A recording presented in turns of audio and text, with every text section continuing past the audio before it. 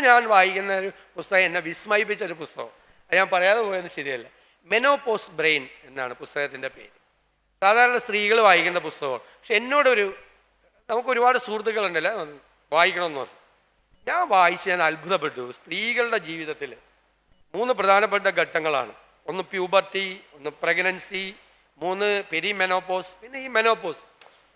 ഇത് ഓവറിയായിട്ട് ബന്ധപ്പെട്ട, ഞാൻ സത്യം പറയാം എൻ്റെ ഭാര്യയോടുള്ള ആറ്റിറ്റ്യൂഡിൽ വരെ ഈ പുസ്തകം വായിച്ചതിന് ശേഷം മാറി. സ്ത്രീകൾ അനുഭവിച്ചു പോരുന്ന ഒരു മാനസികവും ശാരീരികവുമായ ഒരവസ്ഥ കുറിച്ച് എന്ത് മനോഹരമായിട്ട്, എത്ര റിസർച്ച് ഓറിയൻറ്റഡ് ആയിട്ടാണ്. സ്ത്രീയാണ് ലിസ ബസ്കോണി എന്ന് പറയുന്നത്. എന്തൊരു പുസ്തകമാണ്. ഞാൻ ഇപ്പം നമ്മൾ സ്ത്രീകളോട് വളരെ ബഹുമാനത്തോടും ആദരവും കുറേ കൂടെ സ്നേഹവും, അവരുടെ സങ്കടങ്ങൾ, എത്ര വിഷമത്തിൽ കൂടിയാണ് അവർ പോകുന്നത് എന്നൊക്കെ നമ്മളെ ചിന്തിപ്പിച്ചു ഒരു പുസ്തകമാണ്. ഒരു പുസ്തകത്തിൻ്റെ ഞാൻ മുഴുവൻ വായിച്ചു തീർത്തിട്ട് പോലുമില്ല, 200 പേജ് വായിച്ചുള്ളൂ. വായിച്ചു കഴിഞ്ഞപ്പോൾ നമ്മുടെ ജീവിതത്തിൽ ആ പുസ്തകം ഉണ്ടാക്കിയ ഇൻഫ്ലുവൻസ് എന്ന് പറയുന്നത് എത്ര ഇതാണ്. ഇപ്പം നേരത്തെ വൈഫ് ഫോണിൽ വിളിക്കുമ്പോൾ പറയും എനിക്കൊരു തലവേദനയാ, നിനക്ക് എപ്പോഴും തലവേദനയെന്ന് പറയും.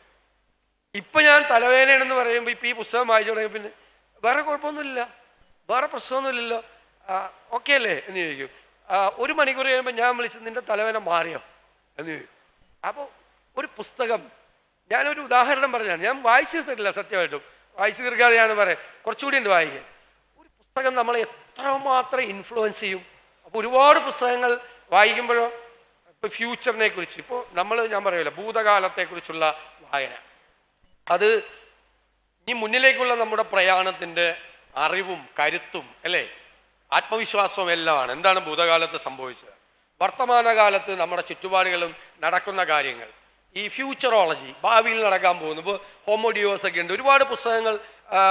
ആൽവിൻ ടോഫ്ലറുടെ അല്ലേ ഫ്യൂച്ചർ ഷോക്ക്, തേർഡ് വേവ് എന്ന് പറയാൻ തുടങ്ങിയ ആ പുസ്തകങ്ങളൊക്കെയാണ് ഞങ്ങൾ വായിച്ചു തുടങ്ങിയത്.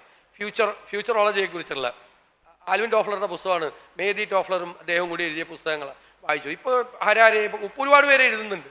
അപ്പോൾ ഭാവിയെക്കുറിച്ച്, ഭാവിയിൽ സംഭവിക്കാൻ പോകുന്നത് എന്താണ് ഇപ്പോൾ യാനിസ് വറോഫാക്കിസിൻ്റെ ടെക്നോ ഫ്യൂഡലിസം.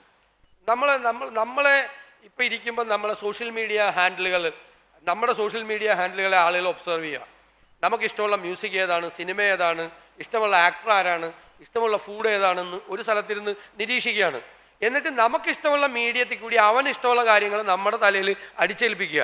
നമ്മളൊരു സ്ഥലത്ത് പോകുമ്പോൾ ഇത് 1200 ഒപ്പീനിയൻ ഈ റിസോർട്ടിനെ കുറിച്ച്, അവിടെ താമസിക്കാമെന്ന് പറയും. അതിൽ 1100 ഫേക്ക് ആയിരിക്കും. അപ്പം നമ്മളെ കൺട്രോൾ ചെയ്യാണ് വേറെ ആളുകൾ. നമ്മളത് അറിയണ്ടേ. അപ്പോൾ ചുറ്റുപാടുകളിൽ നടക്കുന്ന മാറ്റങ്ങൾ, ശാസ്ത്ര സാങ്കേതിക രംഗങ്ങളിൽ ഉണ്ടാകുന്ന മാറ്റങ്ങൾ, എഴുത്തിലുണ്ടാകുന്ന മാറ്റങ്ങൾ, ഇതെല്ലാം നമ്മൾ അറിയണം. ഒരുപാട് കാര്യങ്ങൾ നമ്മൾ അറിയണം. ഇപ്പോൾ പാമുക്കിൻ്റെ നൈറ്റ് ഓഫ് ദ പ്ലേഗ്, ഇപ്പോൾ 1900 പ്ലേഗ് വന്നാണ് ഓട്ടോമൻ എംപയറിൽ.